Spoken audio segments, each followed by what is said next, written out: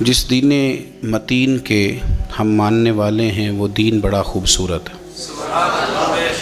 دین بڑا آسان ہے اور بڑا سیدھا سادہ ہے۔ اس کے اندر نہ تکلف ہے، نہ کسی قسم کی کوئی پریشانی ہے، نہ کسی قسم کا کوئی الجھاؤ ہے۔ دین کی تشریحات کرنے والے بعض لوگ اس کی تشریحات اتنی مشکل کرتے ہیں، اور دین پر عمل کرنے والے لوگ بعض اوقات اتنے مشکل احکام کی طرف توجہ کرتے ہیں کہ جو نیا آنے والا آدمی ہے وہ پریشان ہو جاتا ہے۔ کچھ چیزوں کو اتنا مشکل بنا کر پیش کیا جاتا ہے کہ اگر کسی کو بطور مبلغ کے دعوت دین دی جائے تو وہ ڈر جاتا ہے کہ میں اتنا مشکل کام کس طرح کر کے کروں گا۔ میرے نبی کریم صلی اللہ علیہ وسلم کے بارے میں صحیح بخاری شریف میں جو لفظ سیدہ عائشہ صدیقہ رضی اللہ تعالی عنہا سے مروی ہیں، اس میں حضرت عائشہ صدیقہ فرماتی ہیں، اور کثیر محدثین نے اس کو نقل فرمایا ہے، کہ نبی پاک صلی اللہ علیہ وسلم کو اگر دو چیزوں میں سے اختیار دیا جاتا اپنی امت کے لیے کسی چیز کو اختیار کرنے کا، تو رسول پاک صلی اللہ علیہ وسلم ان دونوں چیزوں میں سے جو آسان ہوتی تھی اپنی امت کے لیے اسے اختیار فرمایا کرتے تھے۔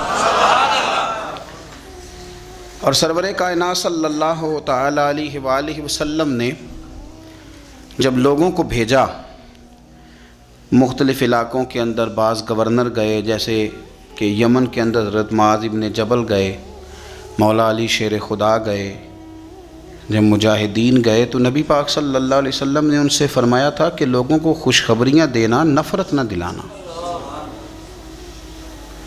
لوگوں کو دین کی خوبیاں بتانا، دین کے قریب کرنا، دین سے دور نہ کرنا۔ اللہ تبارک و تعالیٰ نے قرآن مجید کے اندر بہت ساری چیزیں بیان کی ہیں، ہر چیز پر مر مٹنے کو دل کرتا ہے، لیکن ذرا اس آیت کا بھی ذائقہ لیجئے گا جو میں نے سورہ بقرہ کی آیت نمبر 185 کا ایک حصہ تلاوت کیا، اس کا بھی ذرا ذائقہ لیجئے گا کہ حکم دینے والا رب کیا فرماتا ہے، دین بھیجنے والا مالک کیا فرماتا ہے۔ اس آیہ مبارکہ کا جو حسن ہے وہ میرا خیال ہے کہ اگر ہم اس کو سمجھ لیں تو شاید کئی راتیں ہمارے کلیجے کو یہ آیت ٹھنڈا رکھے، اور ایک بار پڑھنے کے بعد ہو سکتا ہے کہ درجنوں دنوں تک اس کا ذوق ہمارے دل میں سلامت رہے۔ انداز دیکھیے گا، فرمایا یرید اللہ بکم الیسر، فرمایا تمہارا رب تمہارے اوپر آسانی کرنا چاہتا ہے۔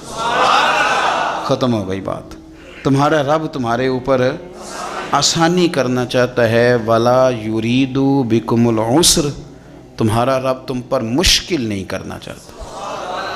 اللہ تمہارے لیے آسانیاں فرمانا چاہتا ہے، تمہارے لیے دشواری نہیں کرنا چاہتا۔ تو جو پیغام دینے والا ہے جب وہ کہتا ہے کہ میں کرنا ہی آسانی چاہتا ہوں، اب آپ میری بات کو سمجھیں، جب مالک کسی پر آسانی کرنا چاہے، جب اللہ ہی اپنے بندوں پر آسانی کرنا چاہے تو پھر مشکل ہو سکتی ہے۔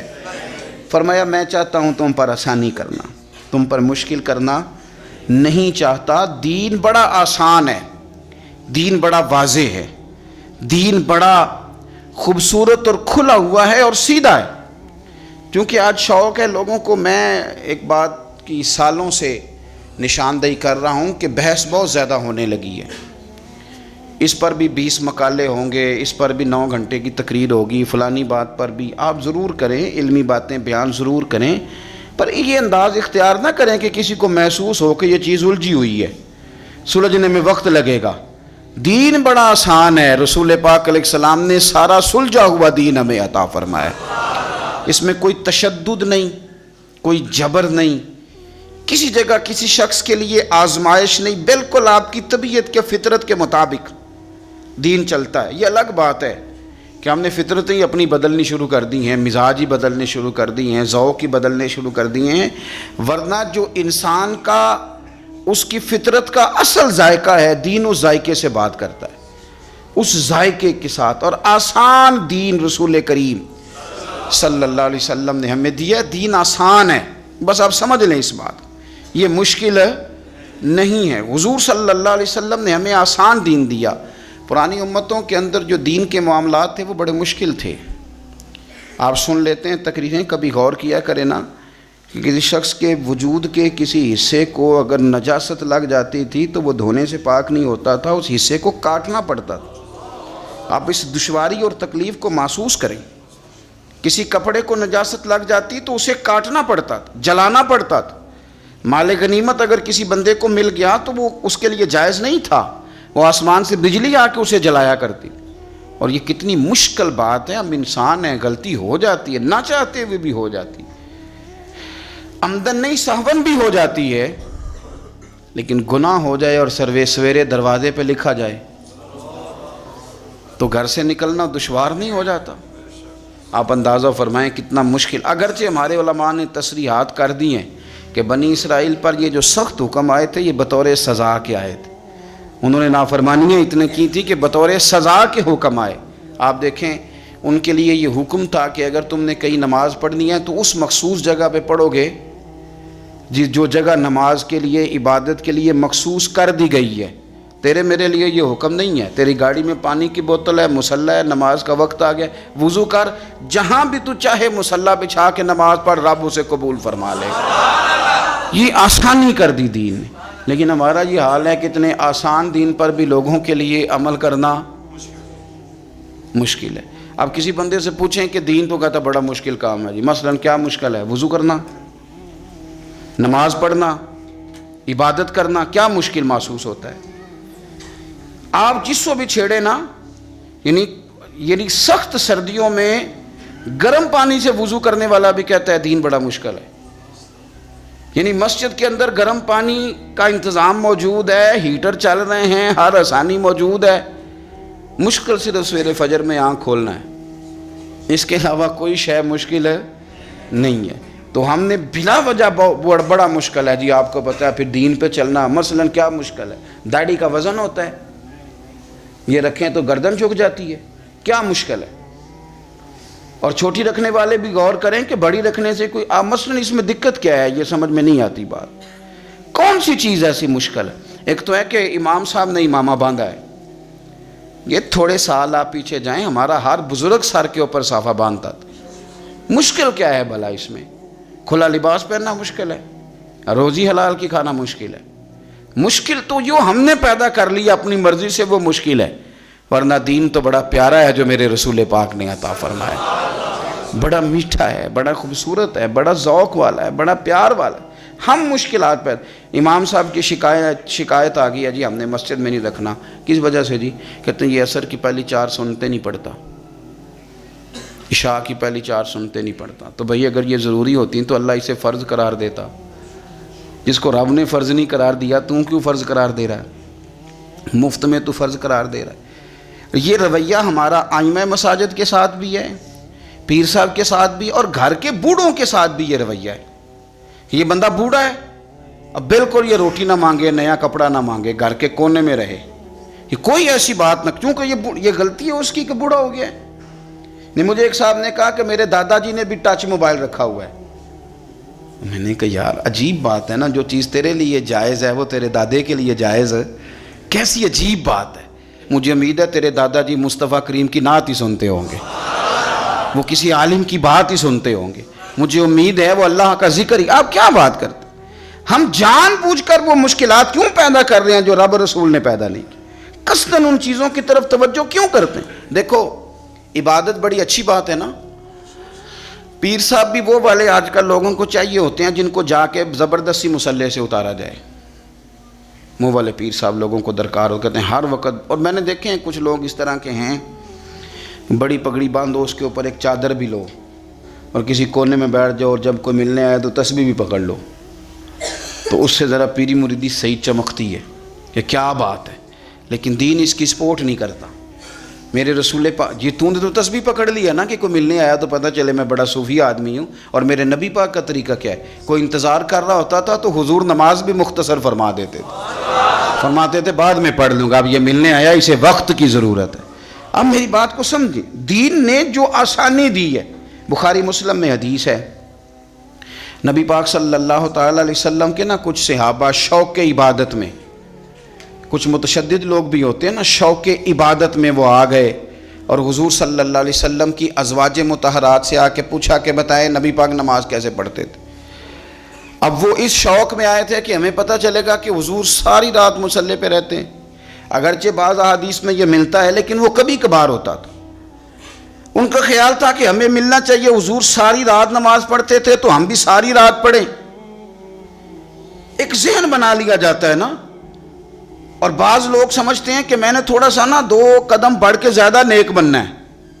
آ کے پوچھا، یہ سیاستہ میں حدیث ہے کہ حضور کتنی نماز پڑھتے تھے، تو مومنوں کی ماؤں نے کہا کہ نبی پاک عشاء پڑھ کے آتے تھے، آرام کرتے تھے، تہجد کے وقت اٹھ کے نفل پڑھتے تھے۔ اب بھی یہ بات سننے کے بعد بھی انہوں نے مشورہ اور کرنا شروع کر دیا۔ پہلے گئے کہ معلومات کرتے ہیں، جس طرح حضور نماز پڑھتے تھے ہم بھی اسی طرح پڑھیں گے۔ اب جب جواب ان کی مرضی کا نہ آیا، اب انہوں نے کیا کہا، کہنے لگے جناب حضور کے صدقے تو اللہ نے اگلے پچھلوں کے گناہ معاف کر دیے، وہ تو پیغمبر ہیں، رسول ہے، معصوم ہے، ہم تو گناہ گار ہیں، حضور تو تھوڑی بھی پڑھیں تو ٹھیک ہے، ہمیں زیادہ پڑھنی چاہیے۔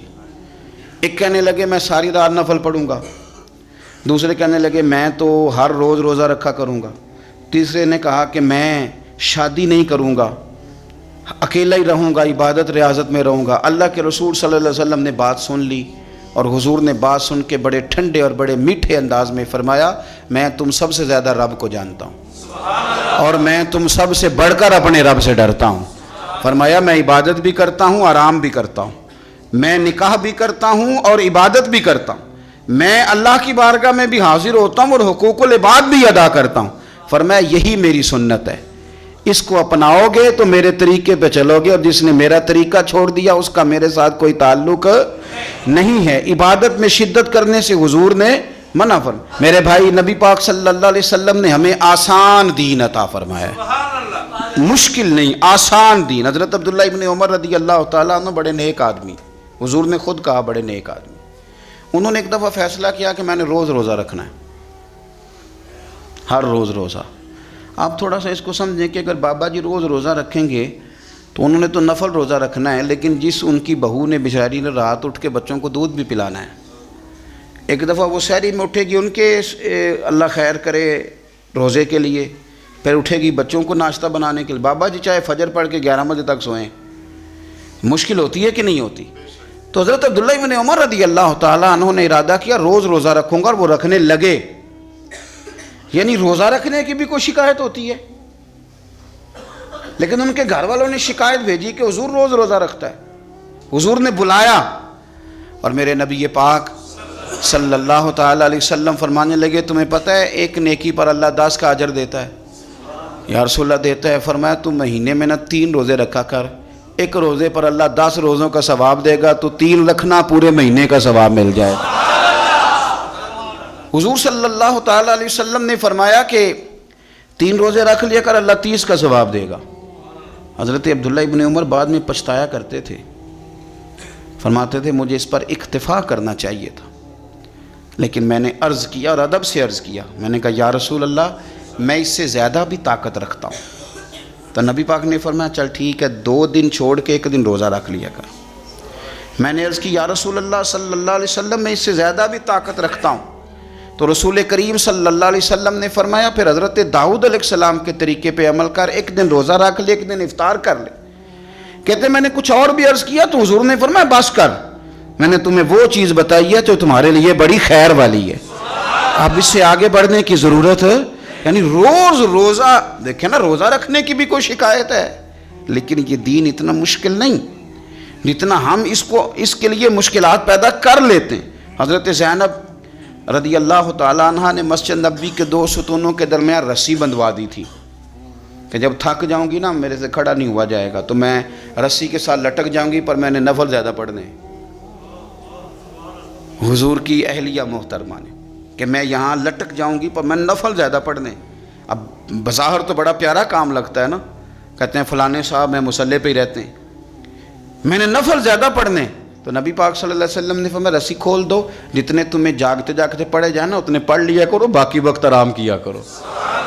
یہ دین اس طرح آپ اس کے تقاضوں دیکھیں، ہم نے نا اتنا مشکل کر دیا اور اتنا مشکل کر دیا، ہم نے بزرگوں کی باتیں آپ کو بتائی ہیں کہ وہ 40 سال عشاء کے وضو سے فجر پڑھتے تھے، پر وہ مستحب عمل ہے، وہ فرض نہیں ہے، وہ واجب نہیں ہے۔ اس کا یہ معنی نہیں ہے کہ اب آپ کہیں کہ یہ چونکہ ساری رات پڑھتے ہیں 40 سال پڑھنے۔ مجھے ایک صاحب کہنے لگے میں نے سنا ہے کہ تہجد شروع کر لو تو پھر ہمیشہ پڑھنی پڑتی ہے۔ ہم نے ذہن بنا لیا ہے کہ یہ بات اگر یہ ہو گئی تو پھر خرابی ہو جائے، اس طرح نہیں ہے۔ آپ دین کے مزاج کو سمجھیں، یعنی عمرہ کر لیا تو اب حج فرض ہو گیا ہے، تو جس بندے کے پاس قرضہ اتارنے کو پیسے نہیں اس پر حج کیسے فرض ہو گیا؟ عمرہ ہے، حج ہے۔ جان بوجھ کر اگر آپ مشکلات پیدا کریں گے تو آپ دشواری میں آ جائیں گے۔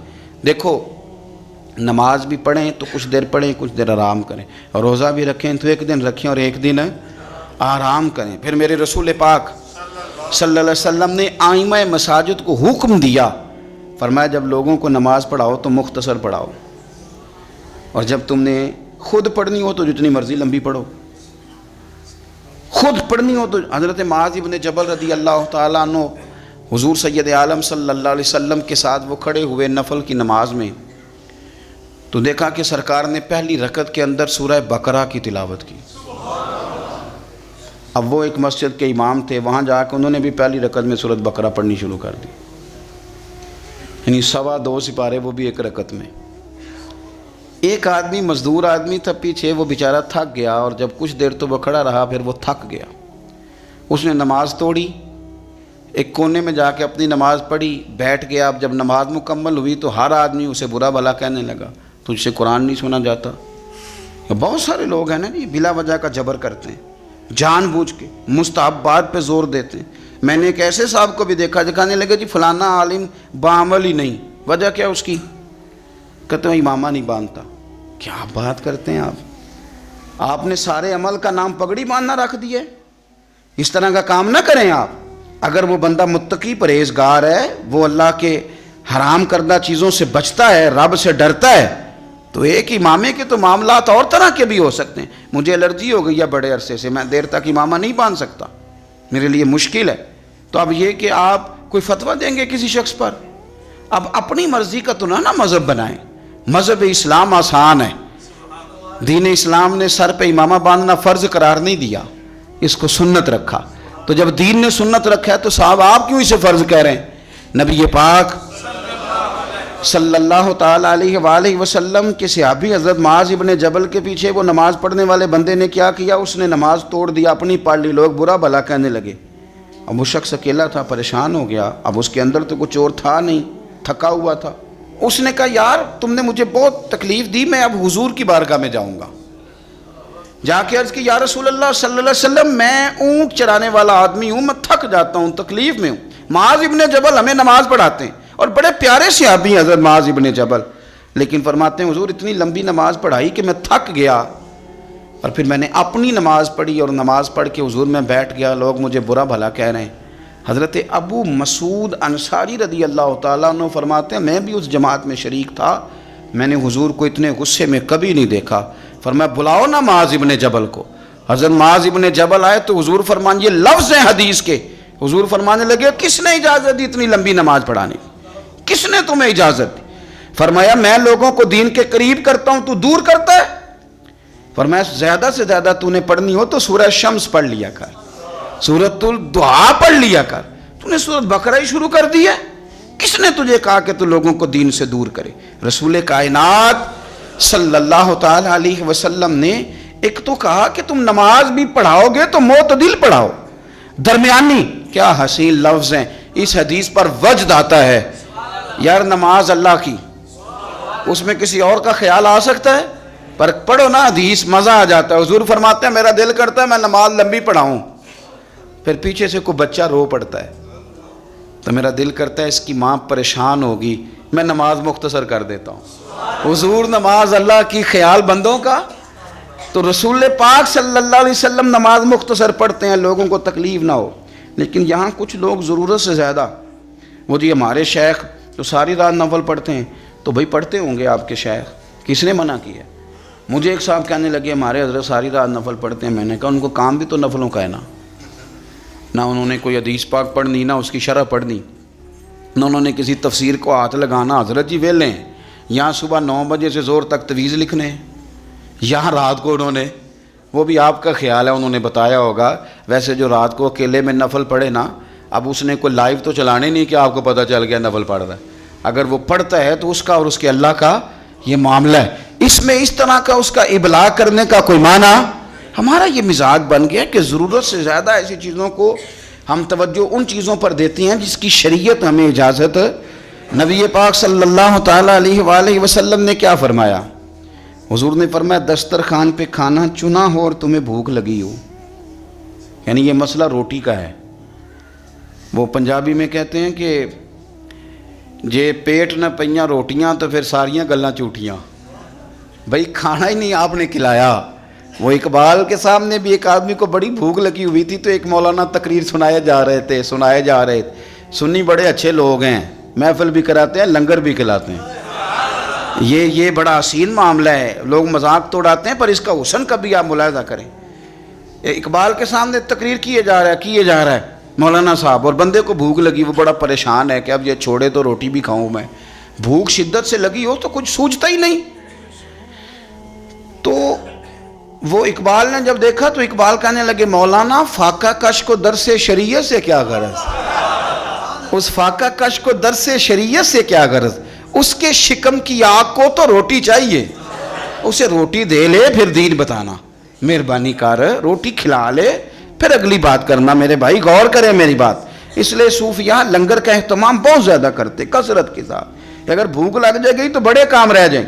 سیاستہ کی روایت عرض کر رہا ہوں، حضور فرماتے ہیں روٹی لگی ہے، ادھر عشاء کی جماعت کھڑی ہو گئی، شارحین نے لکھا ہے شرط یہ ہے کہ بھوک شدید لگی ہو، شدید بھوک ہو، ہلکی بھوک پر یہ حکم نہیں، شدید بھوک لگی ہو، کھانا لگ گیا، ادھر جماعت تیار ہو گئی تو مدینے والے رسول فرماتے ہیں تو پہلے روٹی کھا لے پھر نماز میں شامل ہو جائے۔ اتنا سوکھا دین، اتنا آسان دین، اتنا مزیدار دین، اور یار اس سے تو پیارا دین کہاں سے لائے گا جو تیری بھوک کا بھی خیال رکھتا ہے، جو تیری بھوک تک کا خیال رکھتا ہے، تیری بھوک تک کا کہ اس نے روٹی کھانی ہے، پھر تجھے اگلی بات بتا۔ اتنا پیارا دین بھی کہیں سے ملے گا؟ میرے رسول کریم صلی اللہ علیہ وسلم نے درجہ بدرجہ ہمیں، یہ نماز تراویح کا معاملہ ہے نا جی، تو حضور نے ایک دن نماز تراویح پڑھائی تو بہت سارے لوگ آ گئے، اگلے دن دوسرے دن تراویح کے لیے حضور باہر آئے، جماعت کرائی تو اور زیادہ لوگ آ گئے، تیسرے دن جماعت کرائی تو چوتھے دن مسجد بھر گئی، حضور باہر ہی نہیں آئے جماعت کرانے کے لیے، لوگ انتظار کرتے رہے، حضور نہیں آئے۔ اگلے دن حضور فجر میں تشریف لائے تو فرمایا مجھے پتا تھا تم میرا انتظار کر اور تم بہت سارے آئے ہو، مجھے پتا تھا، بے خبر ہو جو غلاموں سے وہ آقا کیا ہے، مجھے پتا تھا تم آئے ہو۔ فرمایا میں آیا اس لیے نہیں کہ کہیں یہ 20 رکھتے تم پر فرض نہ کر دی جائیں، تم مشکل میں آ جاؤ گے، مشکل ہو جائے گی تمہارے لیے۔ اب تراویح سنت ہے، یعنی کسی وجہ سے رہ بھی جائے تو وہ والا جرمانہ نہیں جو فرض رہنے کا جرمانہ ہے، تو اگر وہ فرض ہو جاتی، میرے رسول پاک علیہ السلام نے ہمیں باتیں، یہ عدم تشدد، آپ یقین کریں کچھ لوگ نا ادب سکھا رہے ہوتے ہیں تو لگتا ہے یہ گولی بھی مار دیں گے ساتھ، اوے تجھے پتہ نہیں کہاں کھڑا ہے تو، او بھائی ٹھہر جا یار، تو کیا بندوق کے زور پہ بات کرے گا؟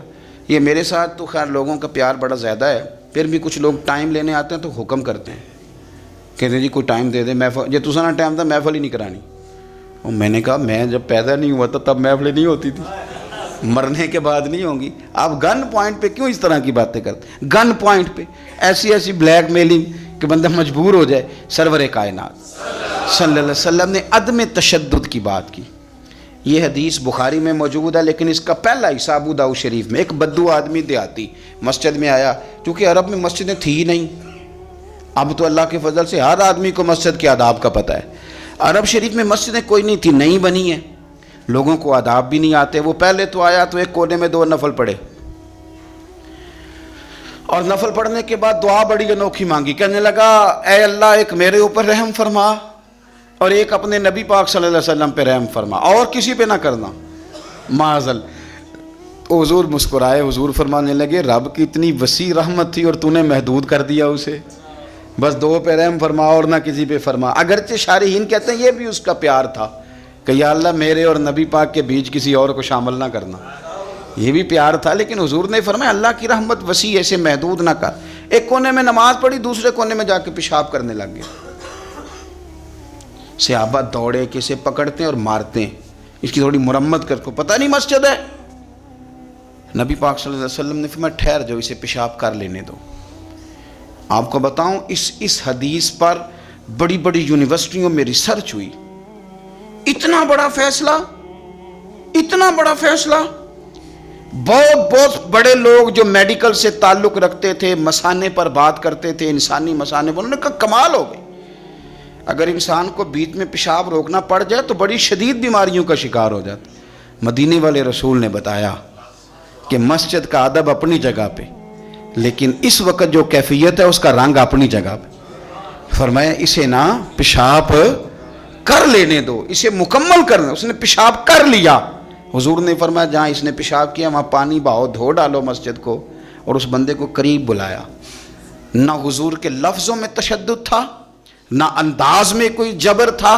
حضور نے اس کو تھپکی دی اور فرمایا تو نے نماز جو پڑھی تھی تو پیشاب کیسے کر لیا؟ مسجد نماز کے لیے ہیں، پخانے اور پیشاب کے لیے نہیں ہیں. میری بات کو آپ سمجھیں، یعنی کتنا یہ کبھی فعل ہے بظاہر کتنی غلط بات ہے کہ مسجد میں پیشاب کر دینا. کو کسی کا بچہ بھی کر دے تو شاید ہم گریبان پکڑ لیں کہ بچے کو تو کون لے آیا ہے. لیکن ایک جیگتے جاتے سمجھدار آدمی نے پیشاب کیا. یہاں تو ہو سکتا ہے کمیٹی کا صدر جو ہے وہ بند کر دے مسجد میں آنا کہ تو نے نہیں آج کے بعد آنا، تجھے پتہ کو نہیں مسجد آنے جانے کا. بھائی جو ٹھنڈا اور میٹھا دین میرے رسول پاک نے عطا فرمایا، اس کی قدر کرو، اس کو سمجھو، اس کی خوبصورتی پر غور کرو. ایک حدیث پڑھنے لگا ہوں میں سیاستہ سے.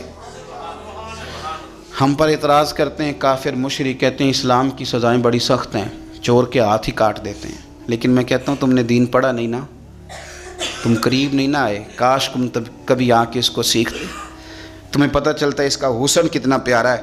ایک غریب صحابی حضرت عباد بن شرجیل. دیکھیں اسلام چور کے ہاتھ کاٹنے کا حکم دیتا ہے، لیکن جو اس کا پس منظر بیان کرتا ہے. ایسے نہیں کہ چوری کر لی تو ہاتھ کاٹ دیا. اسلام پہلے دیکھتا ہے کہ وجہ دیکھو چوری کیوں کی. حضرت عباد بن شرجیل رضی اللہ تعالیٰ عنہ کہتے ہیں بھوک نے ستا لیا، مجبور ہو گیا، پڑوسی کے باغ میں چوری کر لی، کچھ پھل کھا لیے، کچھ چادر میں چھپا لیے. اس نے پکڑ لیا، میرا کپڑا بھی چھین لیا. میں عزت دار آدمی تھا. عزت دار آدمی جب اس طرح کا معاملہ ہو تو زمین پھٹ جاتی ہے. پھر اس کا دل کرتا ہے کہ اب میں کہیں کھو جاؤں. کہتے ہیں اس نے مجھے گرفتار کیا، اور جب وہ لے جا رہا تھا تو میری آنکھوں کے آگے اندھیرا تھا. یار کیا بنے گا؟ فرماتے میں قربان جاؤں، لے گیا مجھے دروازہ رسول پہ. اور اس نے جب کوئی بات سناتا ہے تو اپنے رنگ میں سناتا ہے نا. آپ میری بات پہ غور کریں، کوئی اس جگہ کھڑا ہونا پڑ جائے تو یہ کتنا کٹھن مرحلہ ہے. کہتے ہیں میں کھڑا تھا حضور کے سامنے. اس نے کہا حضور اس نے چوری کیا، یہ دیکھے میں نے اس کا کپڑا چھینا ہے. تو کہتے ہیں میرے رسول پاک نے میری طرف توجہ کی، اور حضور نہ توجہ میری طرف کر رہے تھے اور بات اس سے کر رہے تھے جو پکڑ کے لایا.